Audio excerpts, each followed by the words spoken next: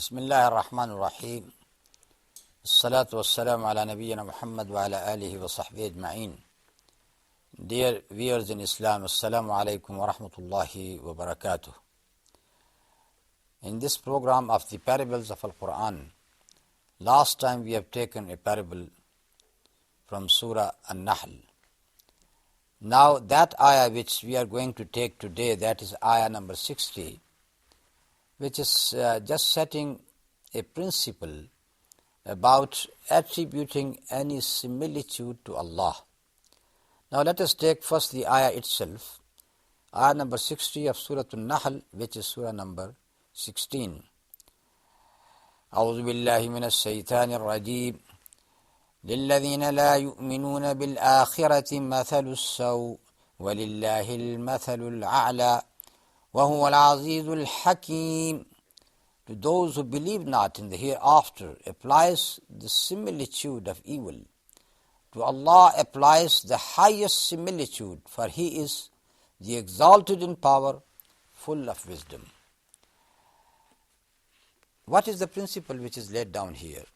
That is, the non-believers, when they come to describe Allah subhanahu wa ta'ala, they describe Him in a very mean way. Even when they try to make a similitude or parable, that may be the worst type of parable about Allah.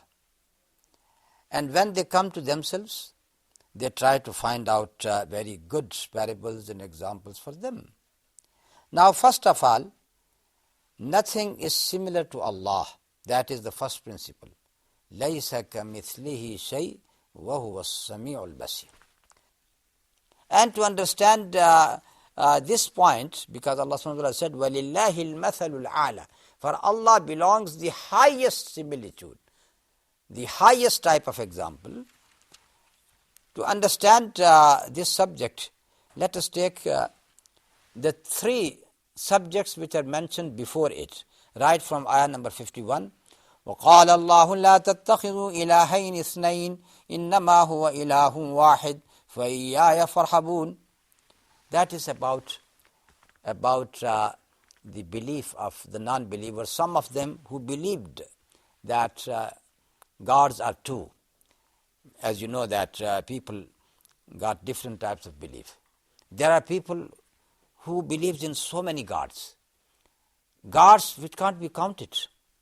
And there are people who said, who believed in Trinity, three gods. And there were people who said, gods are two, one for light, one for darkness. So in this way, they got the duality in the Godhead. Here, the refutation comes. Don't say that there are two gods. God is just one. And to Him, you must be very sincere in your devotion and in your prayers. That is the subject matter which is explained later. وَلَهُ مَا فِي السَّمَاوَاتِ وَالْأَرْضِ وَلَهُ الدِّينُ وَاصِبًا أَفَغَيْرَ اللَّهِ تَتَّقُونَ. To Him belongs what is in the heaven and the earth. And the total obedience sincerely is for Him. There is no obedience to anyone else, just for Allah.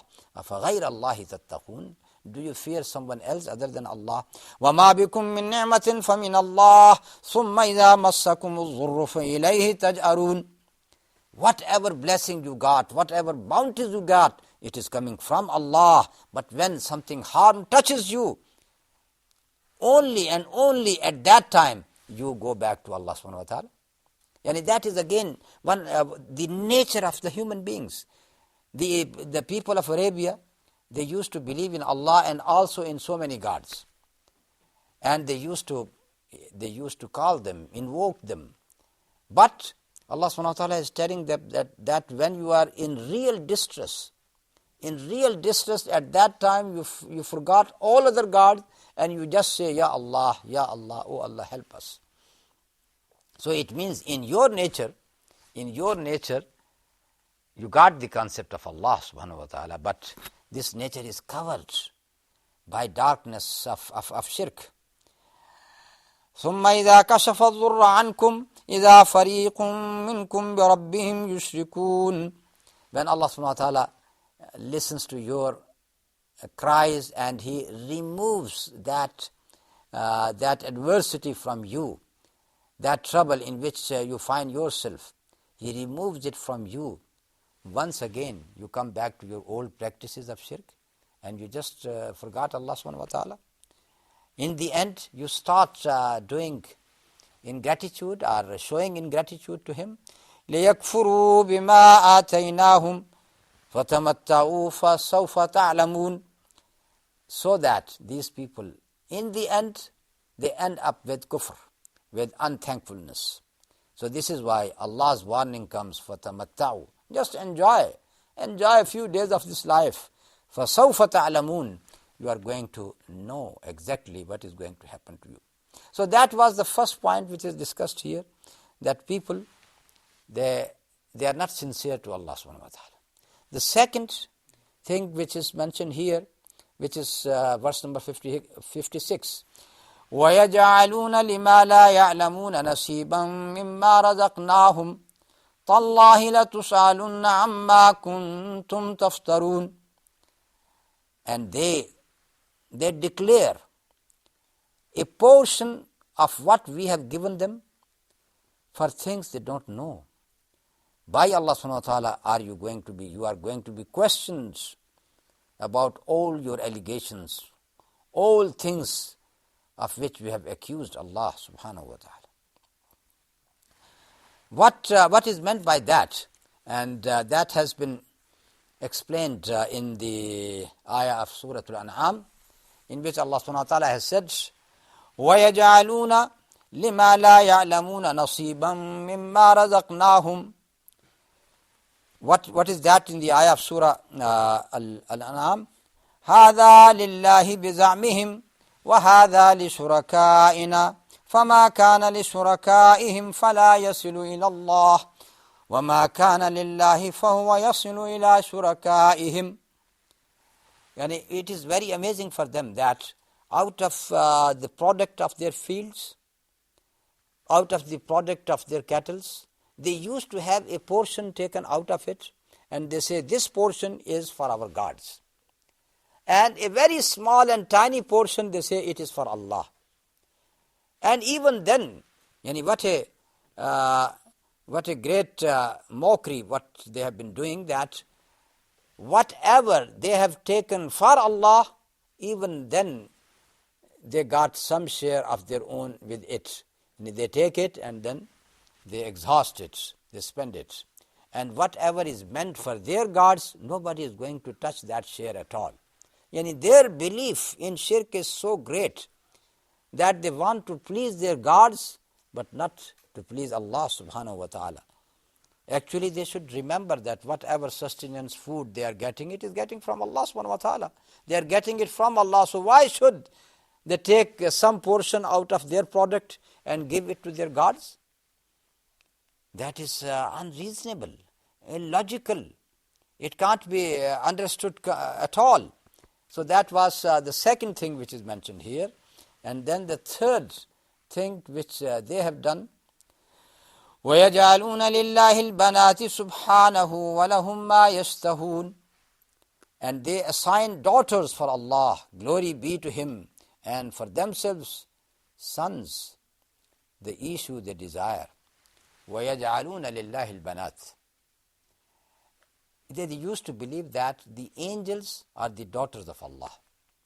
So, as it is explained in the other ayats of Al-Quran, they attribute daughters to Allah, but for themselves they always like sons, not daughters. So the point what Allah subhanahu wa ta'ala wants to emphasize here, that even when you wanted to attribute something to Allah subhanahu wa ta'ala, you attributed things which you don't like yourself. Because in that Arabian community, in those days, they used to like to have more and more sons, because with sons you got more warriors in your tribe.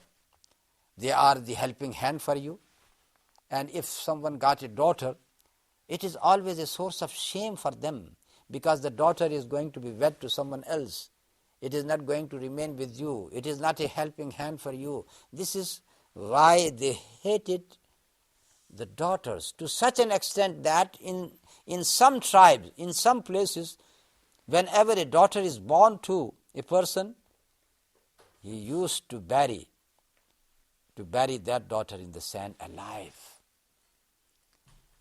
First, when they got the news of the birth of a daughter, it is not pleasing for them, as if a bad news has come to them. And this has been explained in the following ayah. وَإِذَا بُشِّرَ أَحَدُهُمْ بِالْأُنْثَى ظَلَّ وَجْهُهُ مُسْوَدًّا وَهُوَ كَظِيمٌ. When news is brought to one of them of the birth of a female child, his face darkens and he is filled with inward grief. يَتَوَارَى مِنَ الْقَوْمِ مِنْ سُوءِ مَا بُشِّرَ بِهِ أَيُمْسِكُهُ عَلَى هُونٍ أَمْ يَدُسُّهُ فِي التُّرَابِ أَلَا سَاءَ مَا يَحْكُمُونَ. With shame does he hide himself from the people because of the bad news he has had? Shall he retain it on contempt or bury it in the dust? Ah, what evil choice do they decide on?